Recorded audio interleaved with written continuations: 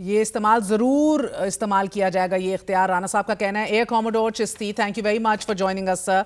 फरमाई दीजिएगा कि आपने ये फैसला जो किया जा रहा है कि ये इख्तियार ज़रूर इस्तेमाल किया जाएगा। राना साहब भी कह रहे हैं, यही बात DGISPR ने, उनका आखिरी जुमला बड़ा ज़रूरी था आज की प्रेस कॉन्फ्रेंस में कि बदला ज़रूर लेंगे, हिसाब लिया जाएगा एक एक कतरे का। So we not done, Pakistan is not done yet. ये अखज़ कर लिया जाए, मगर हमारा हदफ जो है वो सिविलियंस और आम शहरी नहीं होंगे। हमारा हदफ भारतीय मिलिट्री इंस्टॉलेशंस होंगी। Am I correct? Thank you very much ma'am for inviting me in your programme.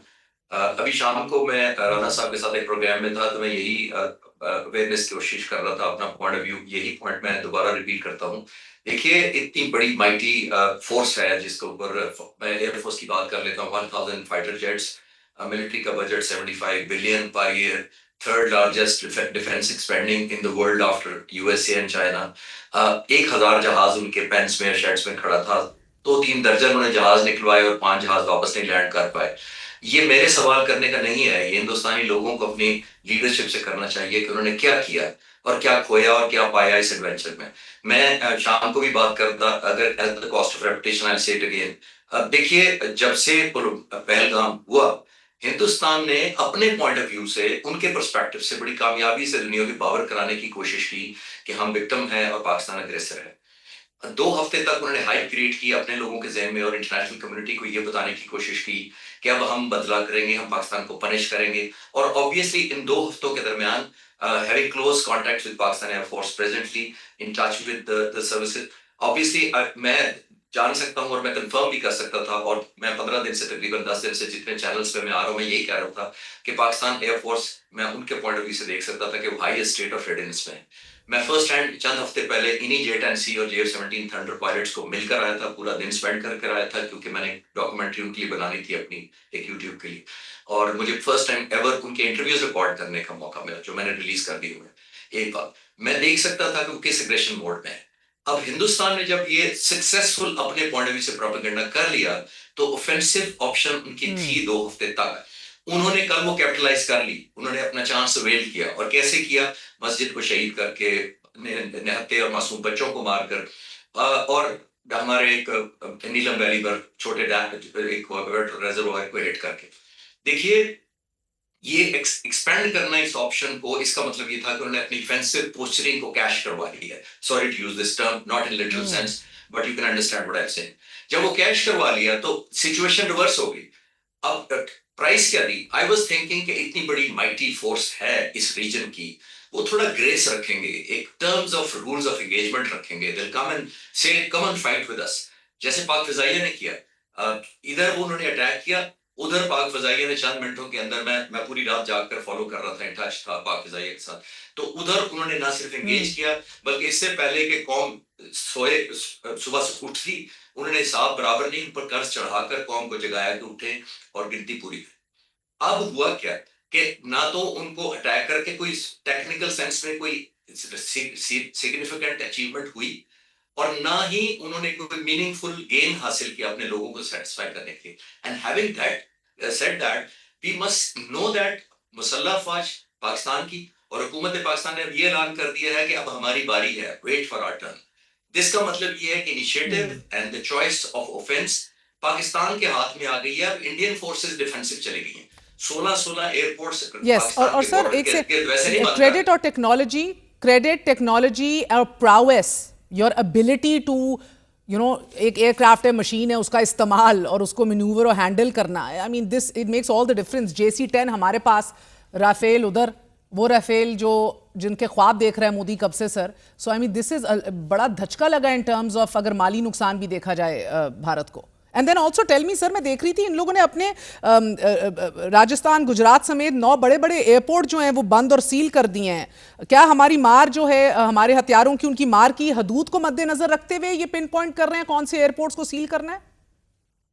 जी, मैं पहले इसका जवाब दे देता हूँ, फिर आपके पहले क्वेश्चन पे आती हूँ। देखिए, ये डेफिनेटली यही है, यही मैं अभी आपसे बात कर रहा था कि जो option to take on offence, ये हमारे हाथ में आ गए। Now they will go into defensive, वो एयरपोर्ट भी खाली करेंगे, वो कन्वर्ट भी करेंगे, वो विड्रॉ भी करेंगे, एसेट्स को रिप्लेस करेंगे, सिविल एयर फ्लाइटें बंद करेंगे।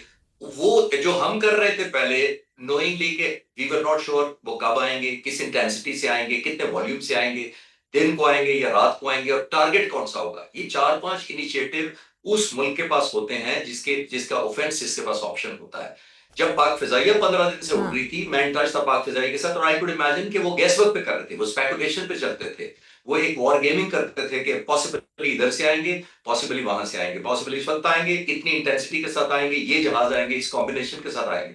जब ये सारा होता है तो यही मैं अर्ज करने की कोशिश कर रहा हूं कि अब उन्होंने without any meaningful gain in the military term and political term और लोगों की साइकोलॉजिकल टर्म, 3 डायमेंशन पे उन्होंने अपने कार्ड खेल के टेबल पर रख दिए, और not having gain anything significant, that's more important. अगर वो बहुत कुछ गेन कर लेते, फिर जाता है क्रेडिट के, अब चले अब हम डिफेंस कर लेंगे, हमने इतना डैमेज कर दिया पाकिस्तान का, इतनी ह्यूमिलेशन क्रिएट कर दी, तो अब हम डिफेंस के लिए तैयार है। That's the price that any country should be ready to pay. लेकिन इतना बड़ा मुल्क होके without achieving anything significant, when they do that और इतना लिटिल करके अब डिफेंसिव में चले गए हैं, तो I am feeling sorry for their leadership as a military student. मुझे हैरानगी हुई है कि 75 बिलियन की एक आर्म फोर्सेस हो, 3rd लार्जेस्ट हो, और वो इतनी जल्दी डिफेंसिव हो जाए without gaining anything meaningful. That's the point I am trying to highlight. एक जो इसको ज़हन में रखिएगा। दूसरी बात ये है कि ठीक है, दूसरी बात ये, लास्ट पॉइंट ये है मेरी तरफ से कि देखिए, अब ये हिंदुस्तान के लोगों ने अपनी एयरफोर्स और मिलिट्री से पूछना है कि what did you gain out of this whole episode. अब वी गॉन डिफेंसिव, दुनिया में सपोर्ट उस तरह नहीं कर रही। राफेल कंपनी को आप मजबूर कर लेंगे क्योंकि वो आप उसके बहुत बड़े ग्राहक हैं, आपने जैगुआर भी उन्हीं से खरीदा, आपने मिराज 2000 भी 30 साल पहले उन्हीं से खरीदा, और अब राफेल भी उन्हीं से खरीदा, तो they will not tell us. But दुनिया अब इस ट्रांसपेरेंट वर्ल्ड के अंदर everything is visible, things are different now. ऐसा ही है सर। और सर मैं खुशामदीद करूंगी air vice marshal Ejaz Mahmood को भी, बट बैक टू राना साहब। राना सनाउल्लाह साहब, पाकिस्तान फजाइया की जवाबी कार्रवाई के बाद भारतीय आर्मी चीफ जो है आपका मनोज नरवणे, उसने एक्स पे एक पैगाम लिखा है। उसने कहा है कि अभी पिक्चर बाकी है, तो फरमाई दीजिएगा कि दैट ऑफ कोर्स मींस, क्योंकि राजनाथ सिंह भी एक्स पे कह रहे हैं विक्ट्री टू मदर इंडिया, और अब देखते हैं सादा अल्फाज में भारत अब पाकिस्तान पे एक और हमले की तैयारी कर रहा है। Will we wait for that और do we strike before that? देखें, जो मिलिट्री लीडरशिप ने कौम से वादा किया था, तो वो उसके ऊपर पूरे उतरे हैं रात। उन्होंने जो है वो हमला करने वालों को जाने नहीं दिया, उधार नहीं रखा उन्होंने। तो इंशाअल्लाह ताला इससे भी बेहतर जो है वो उम्मीद कौम को रखनी चाहिए, और हमारी उम्मीद है, और इंशाअल्लाह ताला वो तो सही है सर, मगर क्या हम उनके डैम्स को टारगेट करेंगे? क्योंकि उन्होंने सिविलियंस को टारगेट किया, मगर हमने मिलिट्री टारगेट्स किए। We are responsible already. उनने मसाजिद शहीद की, लेकिन हमने मंदिरों की तरफ देखा भी नहीं। लेकिन क्या डैम वर्सेस डैम नहीं होना चाहिए? बेयर मिनिमम नीलम जेलम को अगर वो अटैक कर रहे हैं, आई मीन इससे एग्जिस्टेंशियल थ्रेट ऑलरेडी जो इनके नापाक अजाइम। तो बगलेयार की बात हो रही थी, some important people I was talking to. वाकई आपने इस हवाले से गुफ्तगू की है? देखें, ये तो हमने तो अपने मफाद, अपने तरीक़ाकार, अपनी ज़िम्मेदारी, एक रिस्पॉन्सिबल स्टेट, एक जो है वो उस अंदाज से, तो हमने तो अपना फ़ैसला करना है ना। हमने कोई उनके ऊपर तो नहीं चलना कि अगर उन्होंने सिविलियन बेकसूर बेगुनाह शहरियों को टारगेट किया है, ख़वातीन को, बच्चों को जो है वो, आज आप देखें कि वो फूल जैसा बच्चा जिसका जनाजा यहाँ पे हुआ है इस्लामाबाद में, बेशक तो 7 साल का, ये उनका जो है वो एटीट्यूड हो सकता है। कोई ज़रूरी नहीं है कि हमने उनसे कोई तकलीद लेनी है, हमारा अपना फ़ैसला होगा। ठीक।